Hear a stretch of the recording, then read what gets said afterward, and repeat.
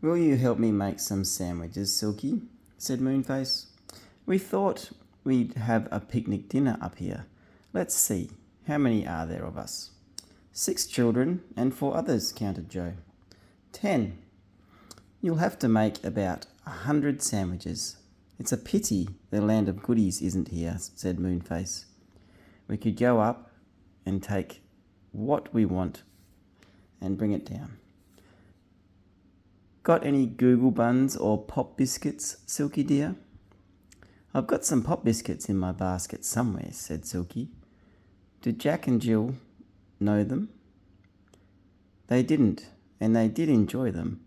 They went pop as soon as they were put into their mouth, and honey flowed out of the middle of each biscuit. Delicious, said Jack. I could do with a few dozen of these biscuits. Soon they were all sitting on the broad branch outside Moonface's house, eating sandwiches and biscuits and drinking lemonade.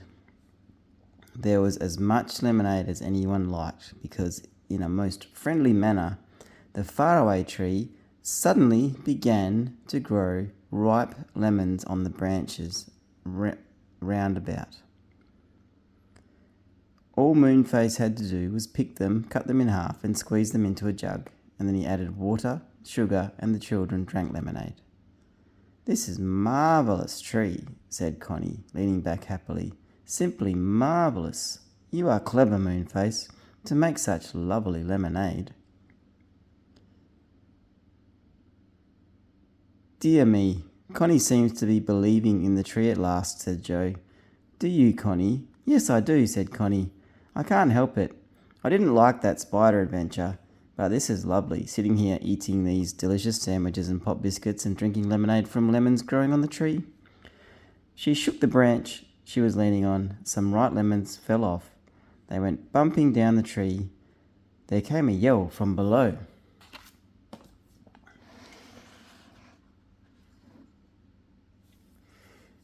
Now then, who's throwing ripe lemons at me?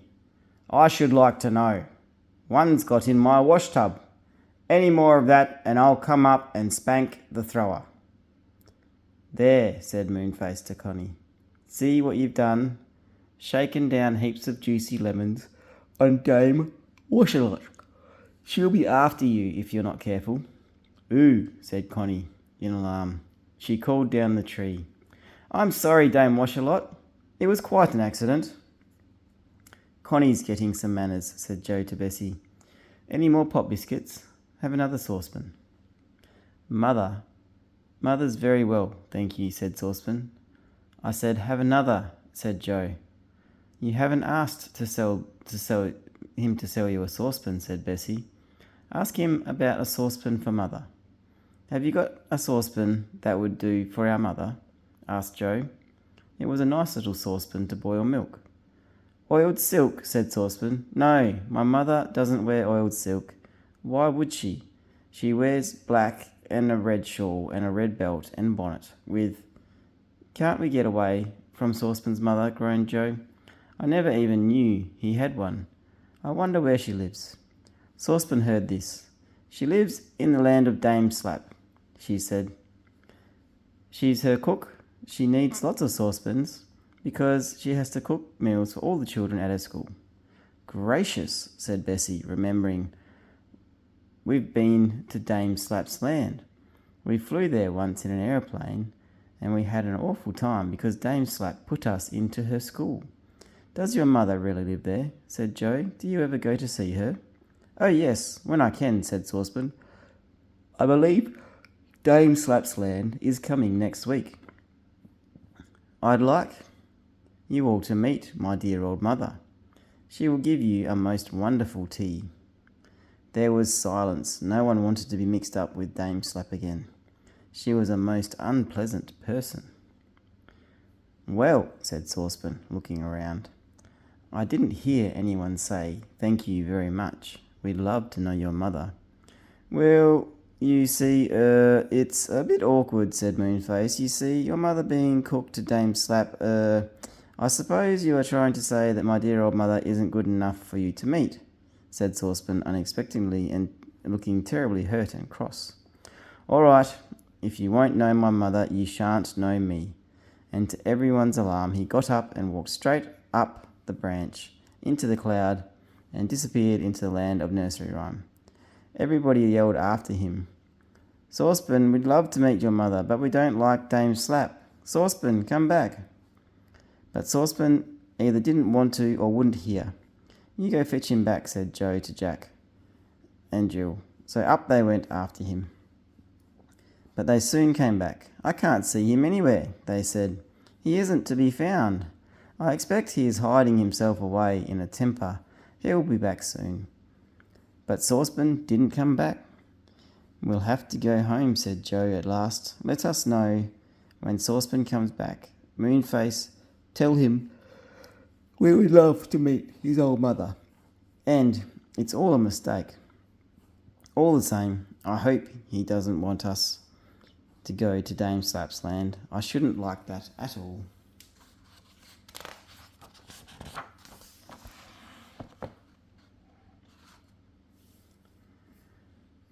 "Go down the slippery slip," said Moonface, throwing the children's cushions. "Yes, I feel upset about Saucepan too. He usually isn't so touchy. You go first, Joe."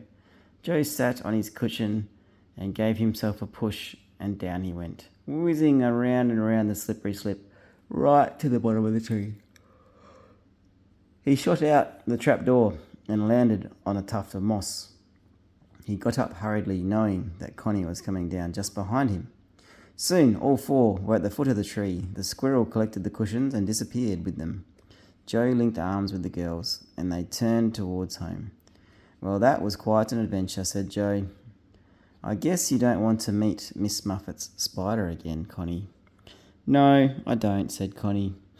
"But I'd like to please old Saucepan and meet his mother, even if he hasn't been very nice to me so far." You're getting quite a nice little girl, Connie," said Joe in surprise. "Well, maybe we all have to go and meet his mother next week. We'll see."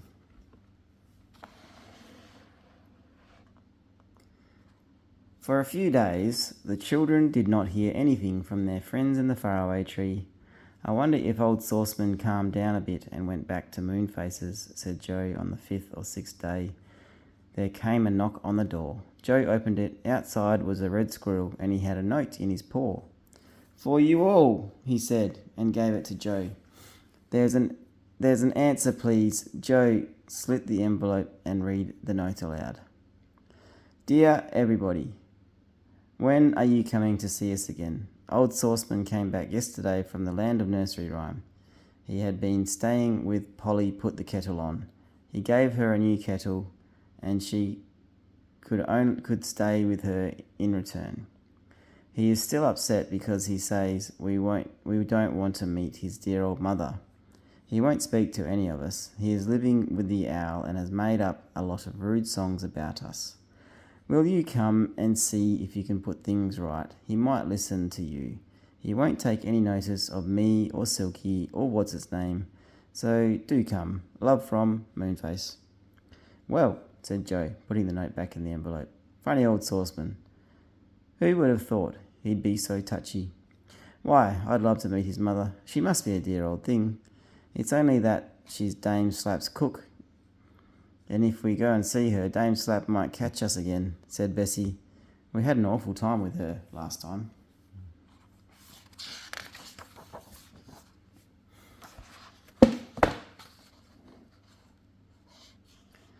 "We'd better go up the tree tomorrow and tell Saucepan exactly what we think and make sure he hears and understands us," said Fanny. "Let's do that." "Is that the answer then?"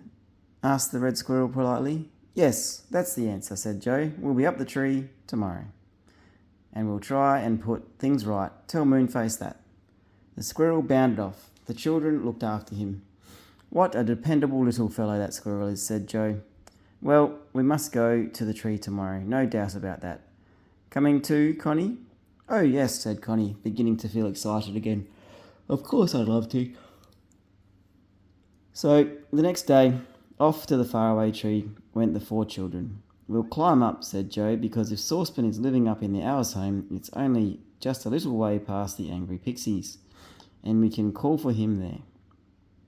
So when they came to the tree, they didn't send for cushions to go up, but began to climb.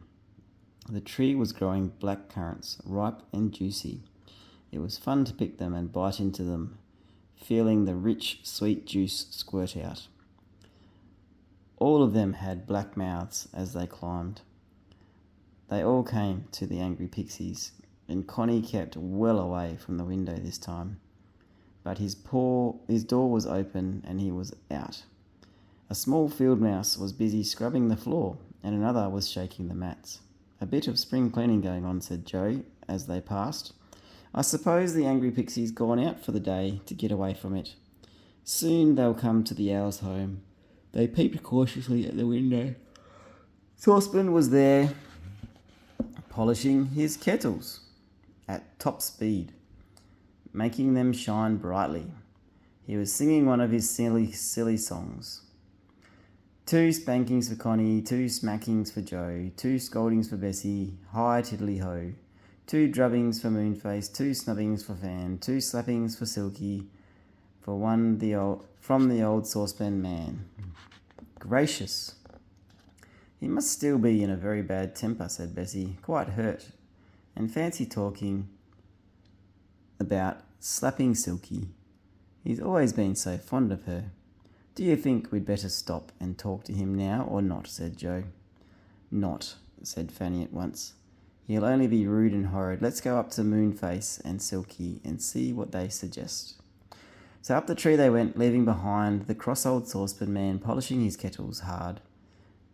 They just dodged Dame Washalot's water in time. They heard it coming down and darted to the other side of the tree. They waited till it had all gone down and then climbed up again. They had come to Silky's house and knocked on the door. Moonface opened it and beamed.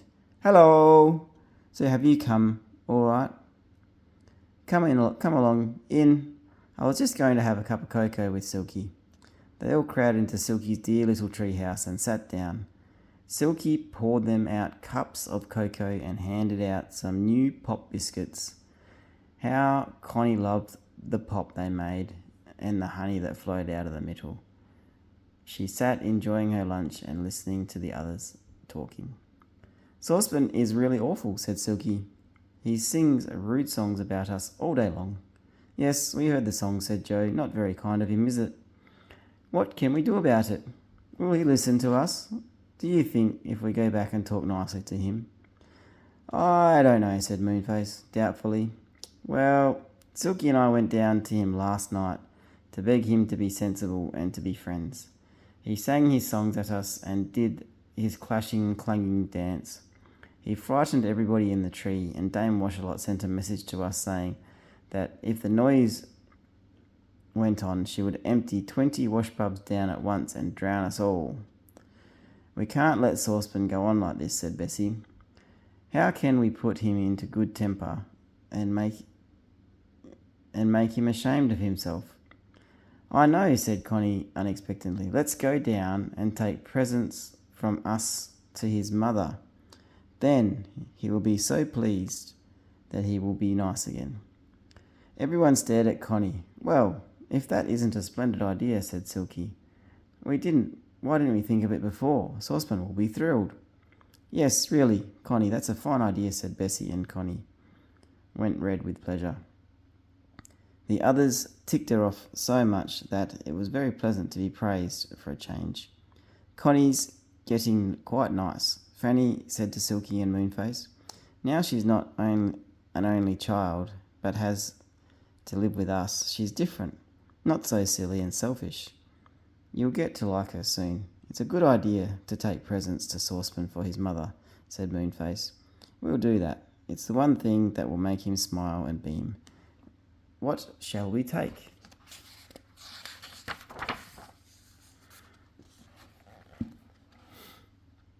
I'll look in my treasure bag, said Silky, and you go up to your house and see if you've got anything that would please the old lady, Moonface. Well, that's the end of part 9 for tonight. of Daddy's Bedtime Stories, Enid Blighton's The Folk of the Faraway Tree. I hope you enjoyed the reading, and I hope you have a good night's sleep. Good night, girls and boys, and I will see you next time. From Daddy's Bedtime Stories, have a lovely evening. Bye.